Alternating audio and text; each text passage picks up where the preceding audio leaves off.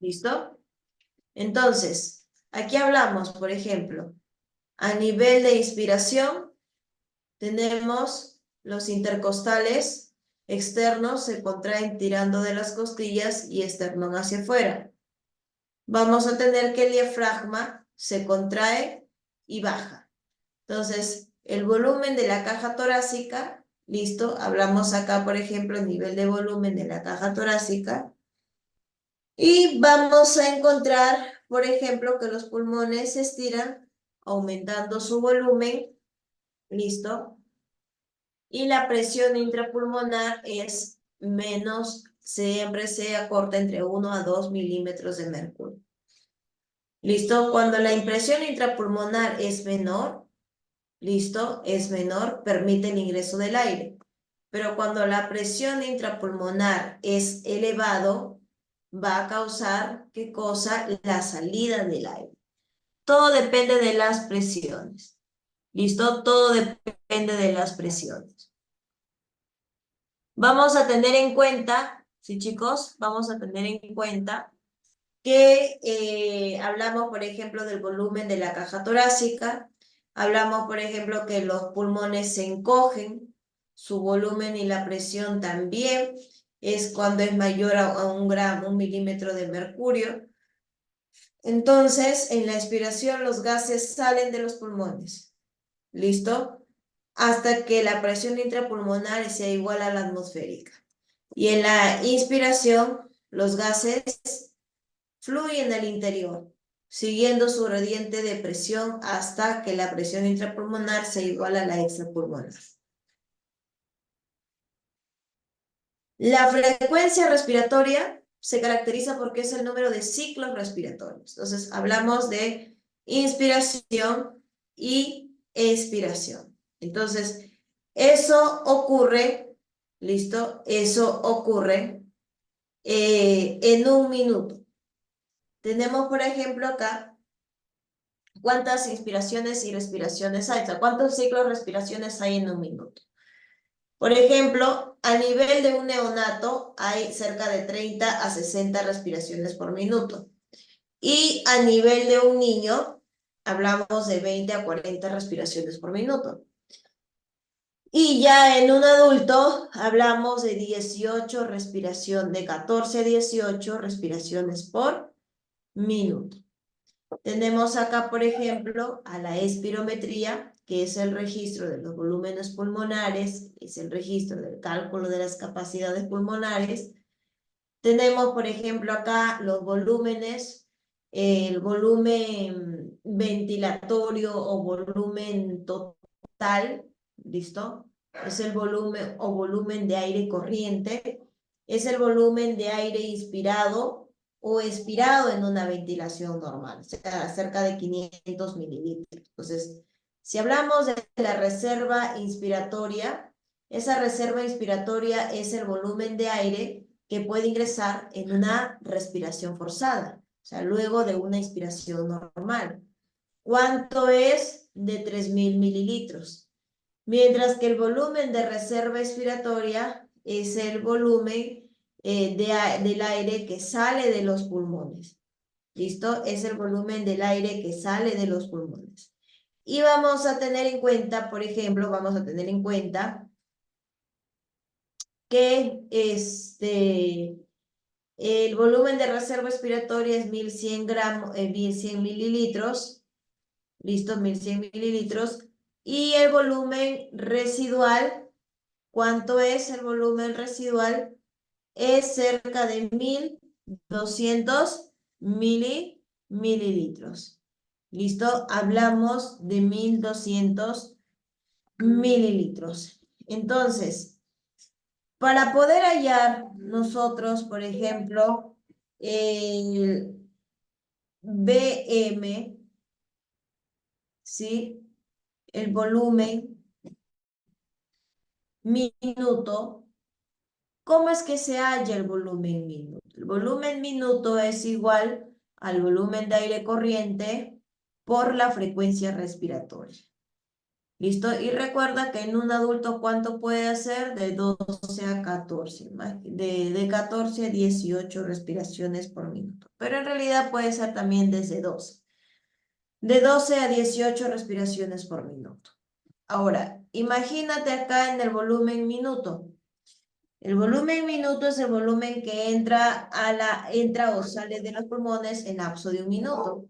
Entonces, al igual que, por ejemplo, los productos del volumen de aire corriente por la frecuencia respiratoria, el volumen minuto es igual a 500 mililitros por respiración por 12 respiraciones por minuto. Elimina respiraciones y te quedan 500 por 12, 6.000 mililitros por minuto. Ahí lo tenemos. Volumen de aire corriente, volumen de reserva inspiratoria, volumen de reserva inspiratoria y volumen residual. Ahora, si hablamos de las capacidades, listo, la capacidad funcional inspiratoria es la cantidad de aire que puede inspirarse después de una expiración normal. Entonces, el valor equivale a ¿cuánto? A 3.500 mililitros. Y vamos a observar que se obtiene al formar el volumen de aire corriente, o sea, al formar el volumen de reserva inspiratoria. Hablamos, por ejemplo, acá de la capacidad funcional residual. O sea, es la cantidad de aire que permanece en los pulmones al final de una expiración normal. Entonces, hablamos de 2.300 mililitros. Entonces, para hallar, por ejemplo, la capacidad vital o total, viene a ser la suma, listo, bueno, la capacidad vital es la suma del volumen de reserva inspiratoria más el volumen de aire corriente más el volumen de reserva expiratoria. Entonces, aquí se tiene como máximo la cantidad de aire que se puede expirar después de una inspiración máxima. Y la capacidad total, pulmonar total, es la capacidad vital más el volumen residual. Ahí lo tenemos. ¿Listo, chicos? Ahí lo vamos a tener. Entonces, vamos a observar, por ejemplo, estas estructuras, la espirometría. La espirometría viene a ser la ciencia que se encarga de estudiar todo lo que viene a ser la ventilación pulmonar. ¿Listo? Todo lo que viene a ser la ventilación pulmonar. Aquí vamos a observar, por ejemplo, listo, aquí vamos a observar, por ejemplo, el intercambio de gases. En la respiración externa hablamos de una hematosis. Entonces, por ejemplo, este fenómeno sucede en los pulmones. O sea, es el intercambio de gases, de oxígeno y dióxido de carbono, que entra en la sangre de los capilares, de los pulmones y el aire alveolar. Entonces, como resultado, la sangre poco oxigenada es transformada en sangre oxigenada. Ahí vamos a observar la respiración, la presión alveolar versus la presión capilar pulmonar. ¿Listo? Vamos a encontrar, por ejemplo, que presenta 105 milímetros de mercurio. ¿Listo? Y presenta 40 milímetros de mercurio. Entonces, la presión alveolar presenta 40 milímetros de mercurio y la presión capilar presenta 45 milímetros de mercurio. Entonces, la respiración externa es el proceso de hematosis. Respiración externa, también conocida como pulmonar. ¿Listo? Todo depende de la presión. ¿Listo? Todo depende de la presión. Entonces, ahí tenemos, por ejemplo, la de 105 milímetros de mercurio y la presión alveolar. Es la presión de la sangre desoxigenada a nivel de los capilares. ¿Listo? Y vamos a observar, por ejemplo, la presión de la sangre desoxigenada a nivel de los capilares humanos es de 40 milímetros de mercurio. ¿Listo? A nivel de 40 milímetros de mercurio. Entonces, la presión del aire alveolar en total es de 105 milímetros de mercurio. Vamos a tener en cuenta que esta diferencia de presión permite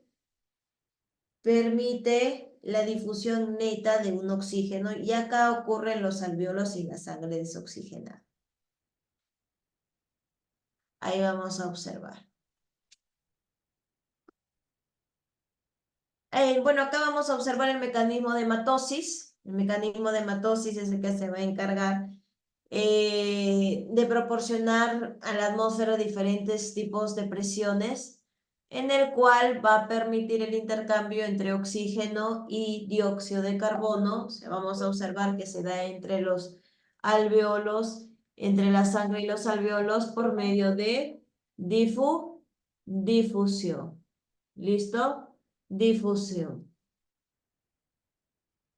¿Listo? Difusión. Difusión. Y vamos a observar que los gases respiratorios están presentes en el alvéolo y el capilar. ¿Listo? Y en el alvéolo y el capilar. Ahora, vamos a observar qué cosa.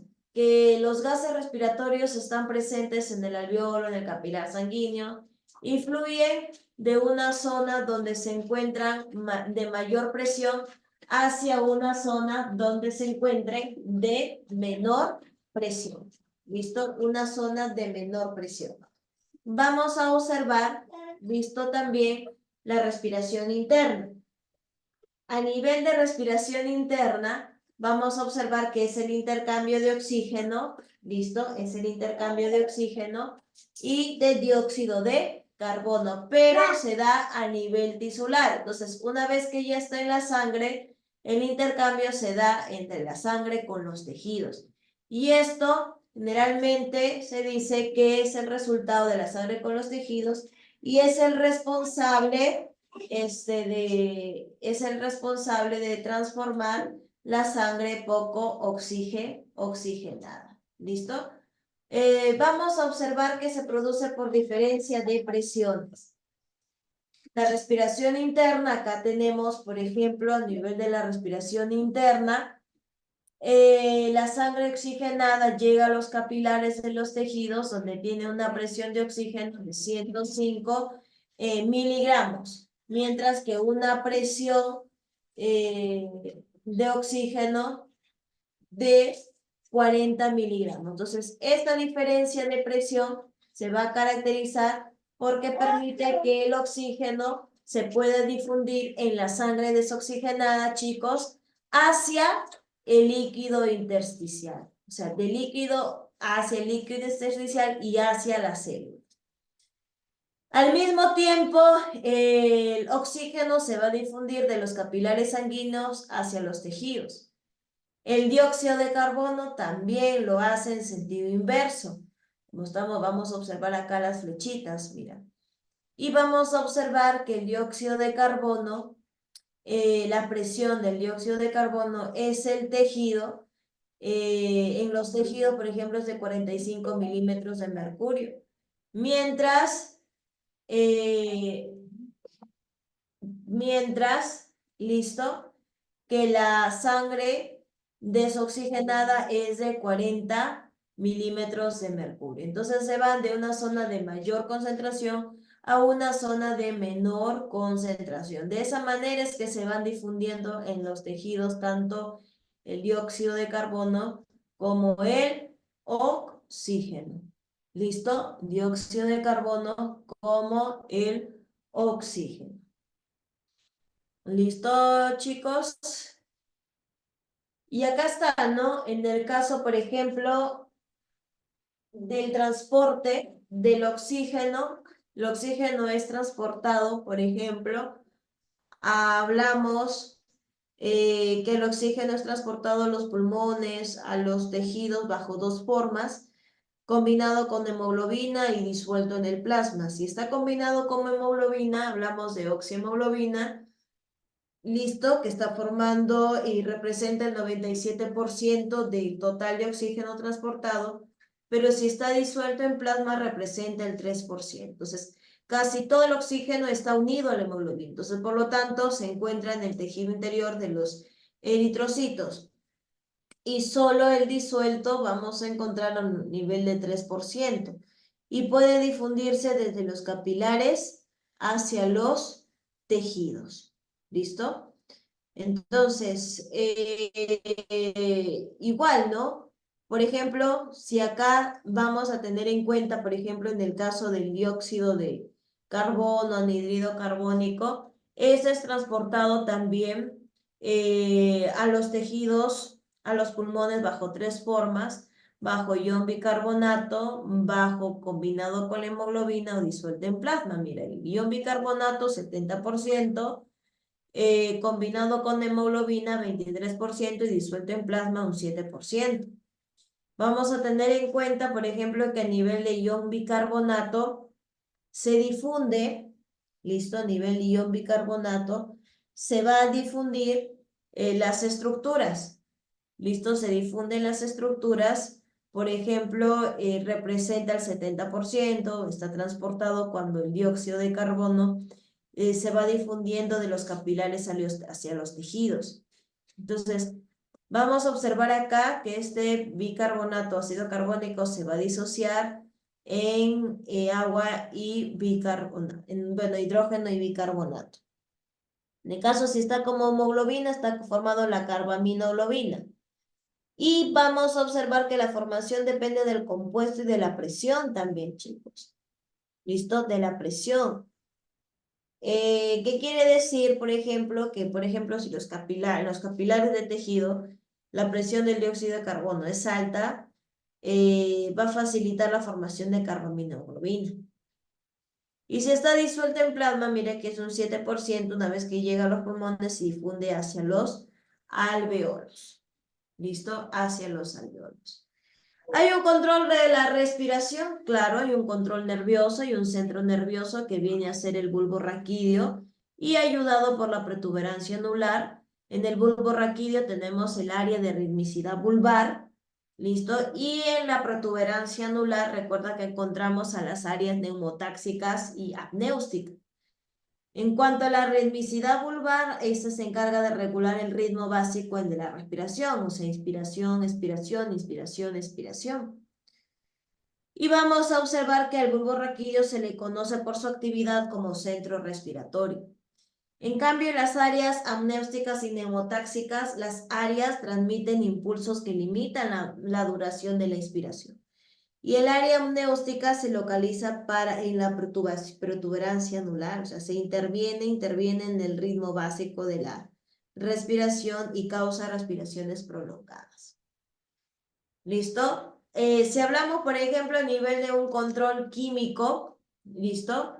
Hablamos del área quimiosensible, que también está localizado en el bulbo raquídeo, y vamos a observar que es sensible a los cambios de presión del dióxido de carbono. Entonces, ¿por qué? Porque vamos a hablar de contracciones de hidrogeniones. ¿Listo? Vamos a ver cambios ahí de pH. Si hablamos, por ejemplo, a nivel de los quimioreceptores, son receptores nerviosos específicos para ciertos tipos de sustancias. ¿Listo? Por ejemplo, acá hay algunos trastornos. Ahí están los pólipos nasales. Imagínate, ouch. Vamos a tener, por ejemplo, los epistasis, cuando hay vasitos lacerados a nivel del plexo de Bieselbach. La sinusitis, cuando los vasos, los senos paranasales están inflamados y se llenan de moco.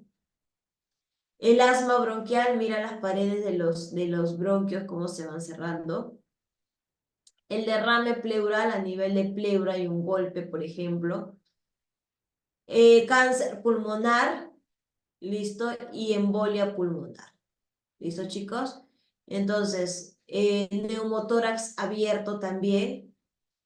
Listo, neumotórax, atención.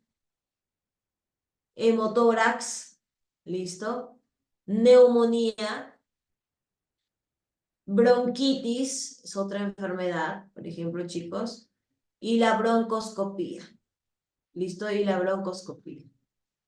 Entonces, Hasta aquí hemos llegado el día de hoy, jóvenes. Todo lo que tú has visto en la teoría está en la parte teórica, en la que ya le he enviado al profesor y va resolviendo. ¿Listo, chicos? Ahí hay práctica también. Cualquier consulta le hacen llegar al profesor y el profesor me envía sus consultas. Chicos, nos vemos la próxima semana. Se me cuidan. La próxima semana tenemos digestivo y excretor también. ¿Ya? Cuídense bastante, a seguir estudiando, que ya se adelantó la fecha de examen. Profesor, la fecha del examen es en agosto. ¿Listo? Es en agosto, no es en septiembre. ¿Listo? No es en septiembre. Vamos a tener en cuenta, ¿listo? Vamos a tener en cuenta, por ejemplo,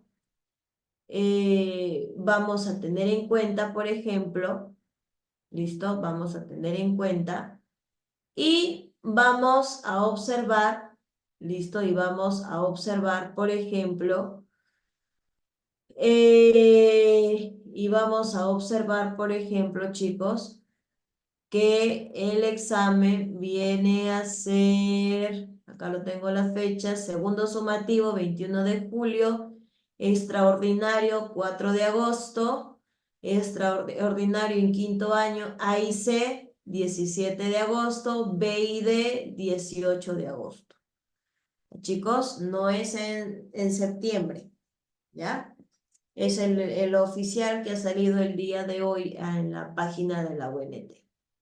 Listo, profesor. Nos vemos. Se me cuidan bastante, chicos. Nos vemos la próxima semana. Hasta luego.